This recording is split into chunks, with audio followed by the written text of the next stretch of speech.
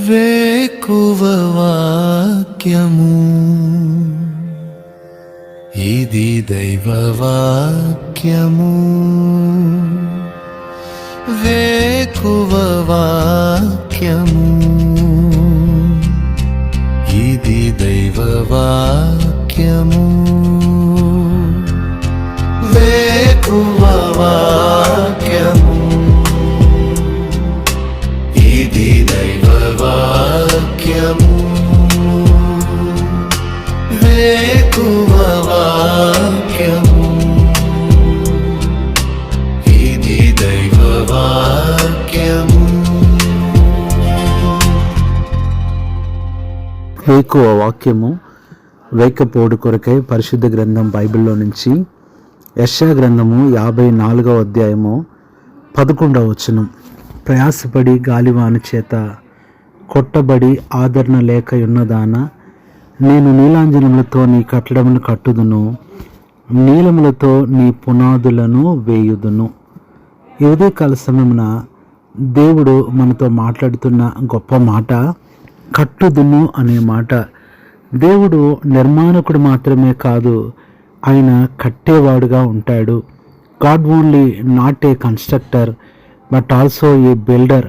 నీ జీవితాన్ని నిర్మించిన తర్వాత బాధ్యతలన్నీ ఆయనే తీసుకుంటాడు.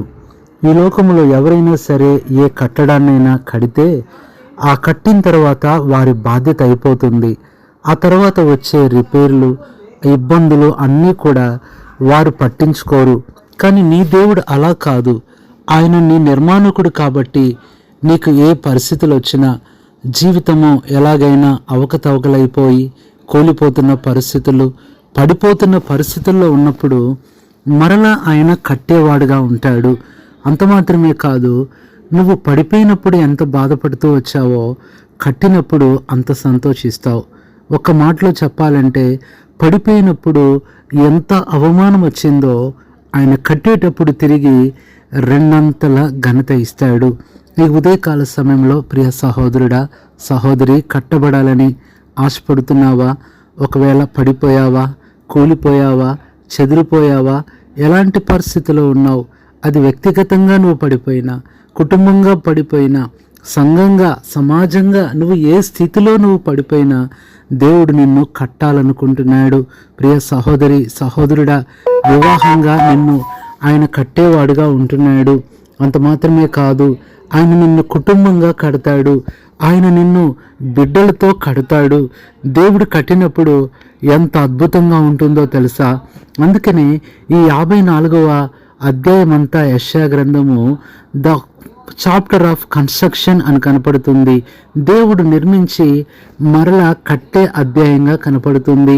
ఆయన ఎలా కడతాడు, దేనితో కడతాడో ఆ వచనాలన్నీ కూడా జాగ్రత్తగా కనపడుతున్నాయి. ఈ అధ్యాయాన్ని నువ్వు సొంతం చేసుకున్నప్పుడు నువ్వు తప్పనిసరిగా కట్టబడతావు. అందుకని ఈ అధ్యాయం మొదటి వచనంలోనే గొడ్రాల పిల్లలు కనని దాన అంటున్నాడు. మూల భాషలో ఓడిపోయిన వారలారా, కృంగిపోయిన వారలారా, పడిపోయిన వారలారా, విడవబడిన వారలారా అని పిలుస్తున్నాడు. అలాంటి వారిని నేను కడతాను అని మొదటి వచనం నుంచి 11వ వచనం వచ్చేసరికి 7 రకాలైన విధానాల్లో దేవుడు కడతాను అంటున్నాడు. మొట్టమొదటిగా మొదటి వచనంలో ఆనందపడుము అంటున్నాడు. అంటే దేవుడు ఎప్పుడు కూడా మనల్ని కట్టేటప్పుడు ఆనందంతో కడతాడు. ఆయన ఏమాత్రము కూడా నిన్ను దుఃఖపెట్టనివ్వడు. నీ కన్నీళ్ళు ఆయన చూస్తాడు, అది దాటి ఆయన వెళ్ళిపోడు. నీ ప్రార్థన ఆయన అంగీకరిస్తాడు, ఆనందంతో నిన్ను కడతాడు. ఇప్పుడు నువ్వు ఎంత దుఃఖపడుతున్నావు, ఎంత బాధపడుతున్నావు, నీ పరిస్థితిని చూసి నువ్వెంతో కుమిలిపోతున్నావు. మనుషులకు తెలియదు, వారు అర్థం కూడా చేసుకోలేరు. కానీ నీ దేవుడు నీ పరిస్థితిని చూస్తున్నాడు. గొప్ప ఆనందాన్ని ఆయన నీ కోసం సమకూరుస్తున్నాడు, దాచిపెట్టాడు. ఒకేసారి దేవుడు నిన్ను ఆనందంతో కడతాడు. ఇది మొట్టమొదటిది. రెండవ మాట అదే యెషయా 54 రెండవ వచనంలో చెప్తున్నాడు, విశాలపరచుము అంటున్నాడు. రెండవది విశాలతతో కడతాడు. నిజమే, నీ జీవితంలో వస్తున్న ఇరుకులు, నువ్వు పొందుతున్న ఇరుకైన పరిస్థితులు ఎవరు పొందలేరేమో అన్నట్లుగా ఉన్నాయి. అన్నీ కూడా ఇరుకైన అనుభవాలు, ఇరుకైన పరిస్థితులు, ఇరుకైన కుటుంబం, ఇరుకైన ఇల్లు, ఇరుకైన జీవితంతో నువ్వు బాధపడుతున్నావా? ఎంత ఇరుకులో ఉన్నావో దానికి నూరంతల విశాలత దేవుడు నీకు ఇవ్వబోతున్నాడు. దాని కొరకు ఎదురు చూడు. ఇది రెండవది, ఆయన విశాలతతో కడతాడు. మూడవదిగా చూస్తే 54వ అధ్యాయమే 7వ వచనములో వాత్సల్యముతో కడతానంటున్నాడు. దేవుని వాత్సల్యత ఎంత గొప్పదంటే ప్రతి దినము అది నూతనంగా నీపై పుడుతుంది. దేవుని వాత్సల్యత మనకు దొరికినప్పుడు బాధలు, కృంగుదల, నిందలు, అవమానాలు అన్నీ మర్చిపోతావు. నిన్ను నీవే మర్చిపోతావు. అలాంటి వాత్సల్యముతో నిన్ను కడతాడు. నాలుగవదిగా 8వ వచనము కృపతో అంటున్నాడు. నాలుగవదిగా దేవుడు నిన్ను కృపతో కడతాడు. కృప పోగొట్టుకున్నానని బాధపడొద్దు. నీ కొరకు ఇంకొక కృప దేవుడు దాచే ఉంచాడు. ఆ కృప పోదు. ఆ కృప నీ నుంచి అస్సలు తొలగిపోదు. ఇది నాలుగవదిగా దేవుడు నిన్ను కృపతో కట్టాలనుకుంటున్నాడు. అందరు అనుకుంటున్నారేమో నీ జీవితం ఇక కట్టబడదు, నీ జీవితం బాగోదు, అస్సలు నువ్వు సెటిల్ అవ్వవు, నీకు భవిష్యత్తు ఉండదని మనుషులు అనుకుంటున్నారేమో. ప్రియులారా, వారలా అనుకోవాలి. దాని కొరకే దేవుడు ఎదురు చూస్తున్నాడు. వారేదైతే అనుకున్నారో దానికి విరుద్ధంగా జరిగించటమే దేవుని యొక్క ప్రత్యేకత. మనుషులు నీ గురించి ఏమనుకుంటారో దానికి వేరుగా దేవుడు చేయటమే ఆయన ప్రత్యేకత. నీ జీవితంలో దేవుడు చేయబోయే ఆ ప్రత్యేకతను అందరూ త్వరలో చూడబోతున్నారు. ఇది నాలుగవది.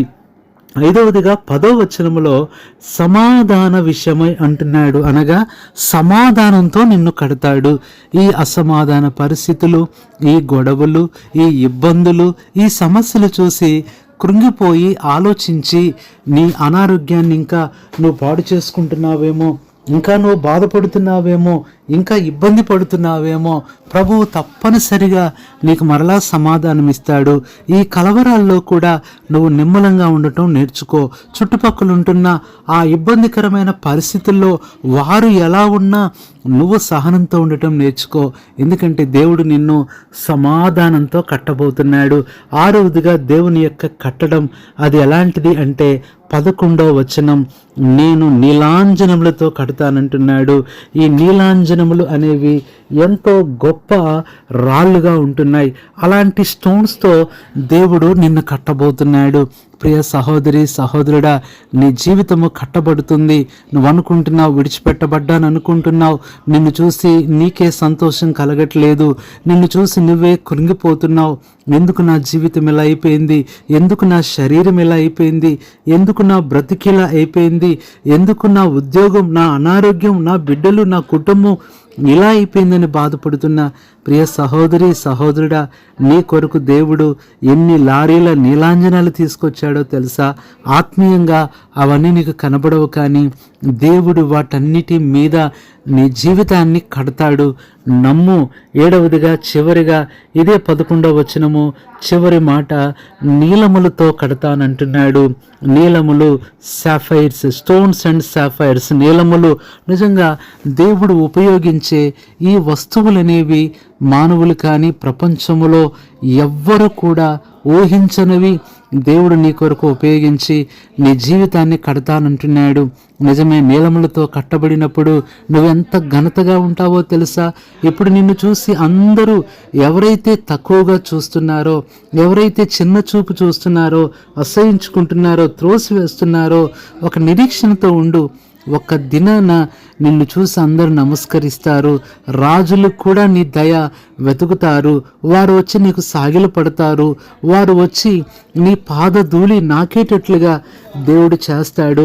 ఇంత గొప్ప దేవుడు నీకుండగా, ఇన్ని గొప్ప వాగ్దానాలు నీకుండగా ఎందుకు లోకస్తుల వలె కలవరపడుతున్నావు? ఎందుకు దేవుడు లేని వారి వలె ఆలోచిస్తున్నావు?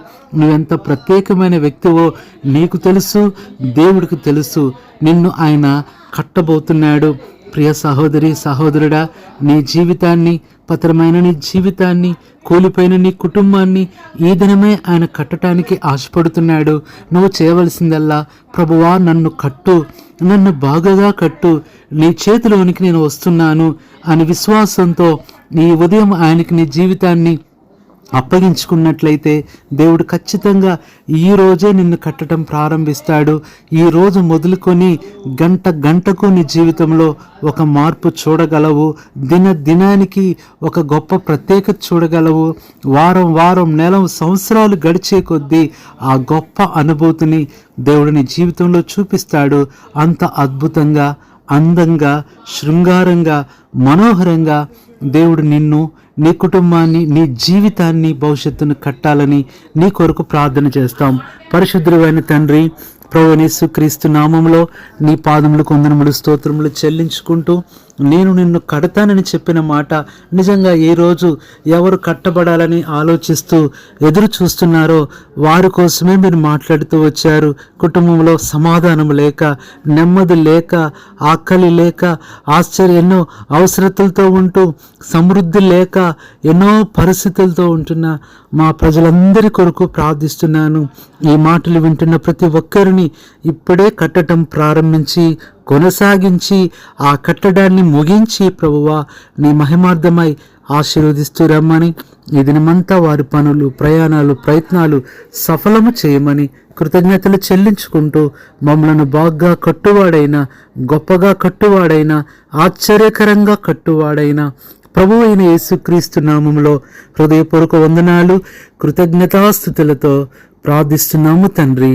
ఆమేన్.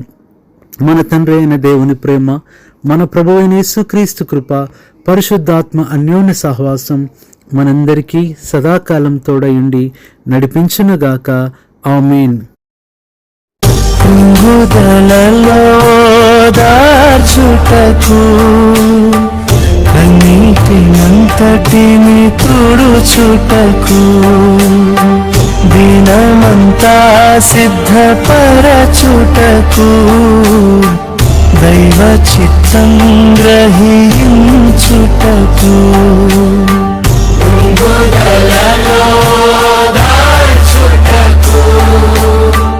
కన్నీటినంతటిని తుడుచుటకు దినమంతా సిద్ధపరచుటకు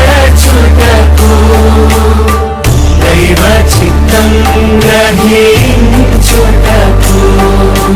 వేకువ వాక్యము, ఇది దైవ వాక్యము. వేకువ వాక్యము,